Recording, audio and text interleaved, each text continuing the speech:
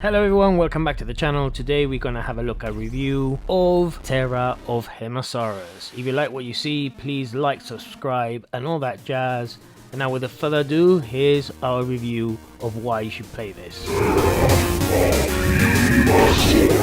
Ever since I saw early footage from the developer on Twitter, I have been eager to play Terra of Hemasaurus. Rampage fans need to look no further than Lauren Lemke's pixelated kaiju carnage, and we are going to go through why you need to play this and add it to your library. A massive thanks to the publisher for the review copy and to Lauren himself for answering a few questions for the video. Enjoy. The story is full of humor and at the same time too on the nose about the climate crisis rhetoric. The obscure eco-warrior cult known as the Church of the Lizard summons the Hemasaurus to raise cities and decimate the human species for mistreating Earth in exchange of money and consumerism. There are some story segments in between levels and they are full of very tongue-in-cheek humor, mainly focusing on the way that humanity fobs the climate crisis. There are times when the fourth wall is broken and Lauren, the developer, makes an appearance. You'll not play this for the narrative, but it really complements what's really a gruesome game. The game has two modes, these being the arcade story mode and the endless destruction mode, which happens to be my favorite.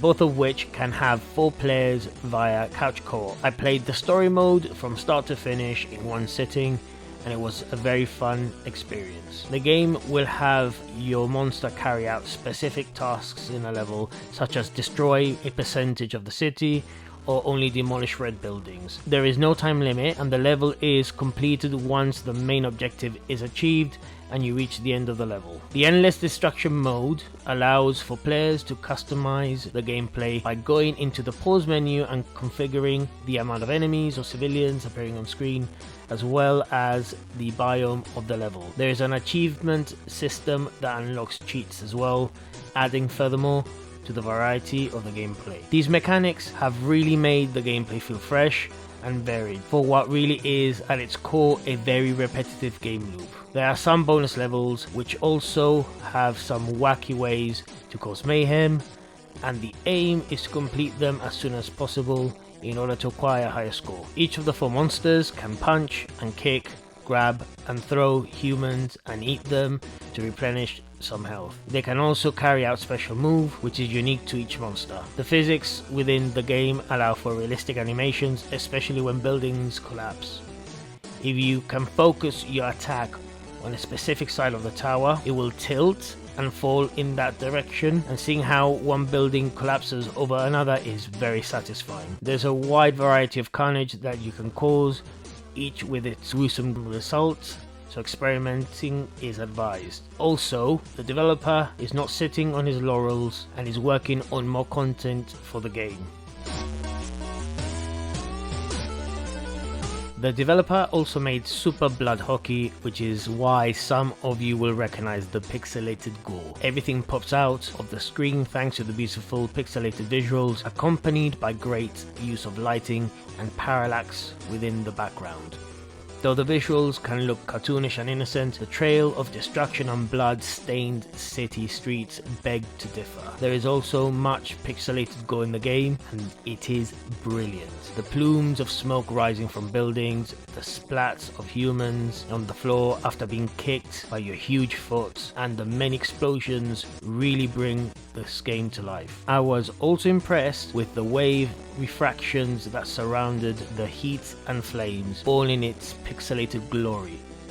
I did experience some minor frame rate drops when too many things occurred on screen. This only occurred once and overall the game runs pretty well. I also encountered some unexpected quits whenever I was customizing a run in endless destruction mode. This has been fed back to the publisher. The game also has some great chiptunes from Sean Daly. Although they're just a handful of songs, the sound effects really make the whole kaiju attack a lot more fun. Hearing the whoosh of rockets and the chiptune screams of civilians makes a horrendous situation quite funny.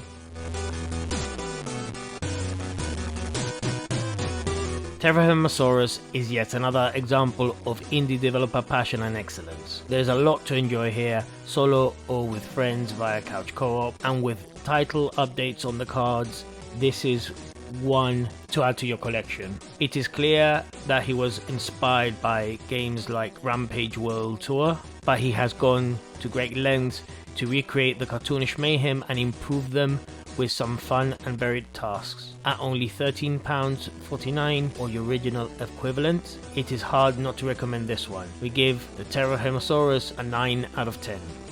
Thank you so much for watching. If you stayed till the end, please leave a like and subscribe if you haven't already. A massive shout out to the publisher for the review code, and also to Lauren Lemke, the creator of the game, for answering a few questions for the review. I'm very passionate about this game. I meant what I said, that I've been following it for a while on Twitter. I will add down below a link to his Twitter feed. Pop in, just say hi. Check out the game, it's really good. I hope you enjoyed. Stay safe everyone. Peace.